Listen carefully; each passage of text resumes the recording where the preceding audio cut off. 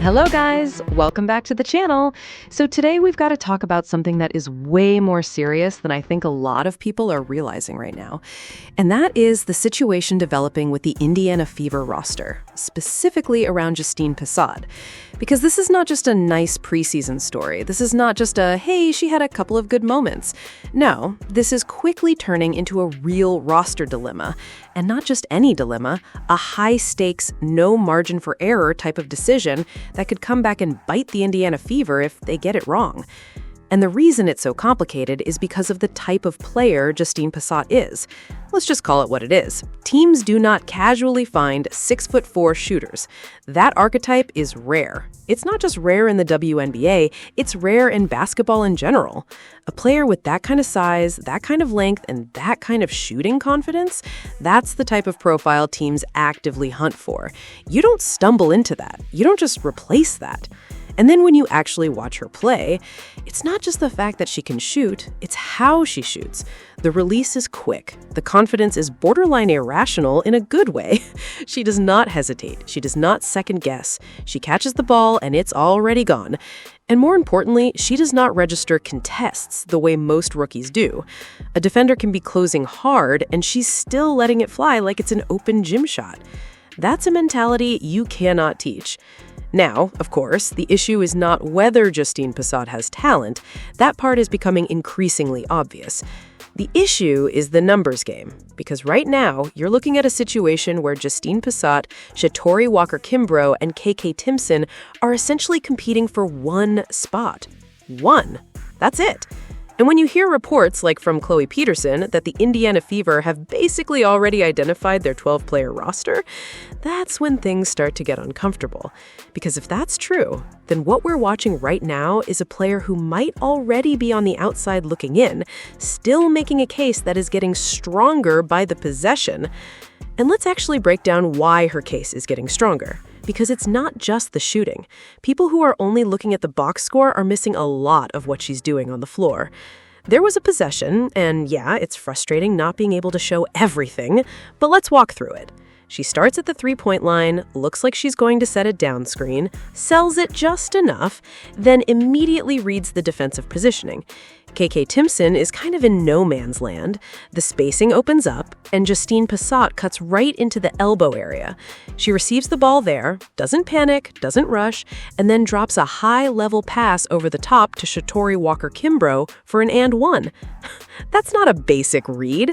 That's not something you expect from a rookie who's supposedly just a shooter.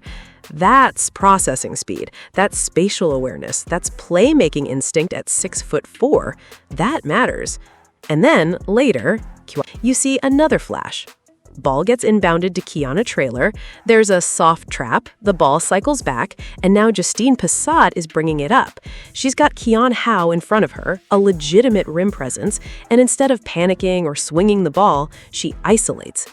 In and out dribble, creates separation going left, then adjusts mid-drive to finish low on the inside hand to avoid the block attempt. She missed the layup, sure, but the point is the decision-making and the confidence to even attempt that sequence. Most rookies don't even try that against size like Han Yu.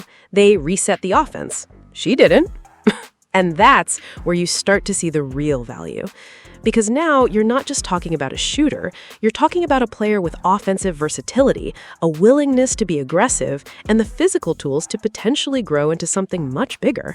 And let's be honest, aggression is not a negative trait here. You want that. You want a rookie who is willing to test the limits of their game.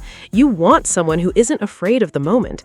Pair that with Raven Johnson, who can anchor things defensively, and suddenly the archetypes start to make sense. You've got roles forming. But again, the problem is not theoretical fit. The problem is roster constraints. Because while all of this is happening, you still have Shatori Walker-Kimbrough, who is not getting cut. That's just reality. Guaranteed contract, veteran presence, you're not moving off that. Then you've got KK Timpson, who the Indiana Fever clearly believe in. She brings physicality, rebounding, athleticism, things that also matter, especially in a league where front court depth is critical.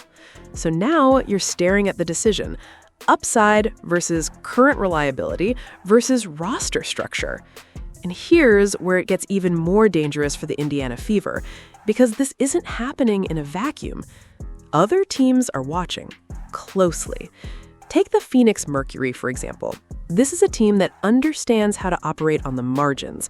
They have limited guaranteed contracts, they have flexibility, and they have every incentive to take swings on upside players. When you look at their roster construction, Kalia Copper, Natasha Mack, Akoa Makani, Catherine Westbeld, Valerian Ayayi, Duana Bonner, Alyssa Thomas, Sammy Whitcomb. That's 8 players. 8! That leaves room. Real room. And then you look at the pack end. Yordan Garzone, Maggie Dugan, Kiara Linskins, Jillian Allen, Kiana Williams, Lauren Jensen, Cara Dunn, Ashton Preshtel. Are you telling me Justine Pissott doesn't have a case to be better than a good number of those players? Because she absolutely does. In fact, from an upside perspective, you could argue she clears most of them. And that's the key word. Upside. Because when teams are filling out the end of their bench, they're not just looking for safe players. They're looking for players who can outperform their contract, players who can develop into something more. And right now, Justine Pissott fits that description better than almost anyone who might be available in that developmental tier. And it's not just the Mercury. The Washington Mystics, if they're leaning into a rebuild or retool, they should absolutely be in the mix. The Connecticut Sun have questions around roster spots. Even teams like the New York Liberty, who are more top-heavy, are always evaluating depth and future flexibility. All it takes is one team to say, we see it. And if the Indiana Fever try to stash her in a developmental slot, that's not safe. That's not protection. That's exposure. Because teams can and will pull players out of those slots if they believe in them. That's how you lose talent. So when people say, oh, they can just develop her, it's not that simple. Not in this league. Not with this kind of player profile. And this is why the decision is so difficult. Because if you compare KK Timpson and Justine Pissott directly, it's not a clean answer. KK Timpson brings strength. She's a better rebounder right now, more physical, more proven in certain areas. You can see a clearer floor with her. But Justine Pissott? She's longer, she handles the ball better, she passes better, she shoots at a higher level, and she's younger.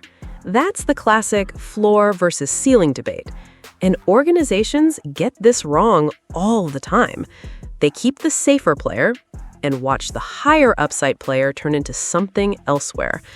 Now, to be fair, this is not an easy call. There is no obvious correct answer. Both players have legitimate pathways to becoming starters in this league. But what makes this situation volatile is that the Indiana Fever may not get a second chance at this decision. If Justine Pissott is cut or exposed, she's gone. There's too much intrigue, too many teams looking for exactly what she offers. And the final piece here is understanding the Indiana Fever's current philosophy. This is not a team that historically plays aggressively on the margins. They're more structured, more conservative with roster decisions. And that's fine, but in a situation like this, that approach can cost you, because the teams that win on the margins, the Phoenix Mercury type approach, those are the teams that scoop up players like this and turn them into real contributors. So now, the Indiana Fever are staring at a real decision. Not hypothetical, not down the line. Right now. Justine Pissott has put enough on game to force the conversation. The question is whether the Indiana Fever are willing to act on it. Because if they don't, someone else will. And when that happens, it's not going to be a surprise. It's going to be one of those moments where everyone looks back and says, yeah, the signs were there. Tell me what you think. Don't forget to like and subscribe.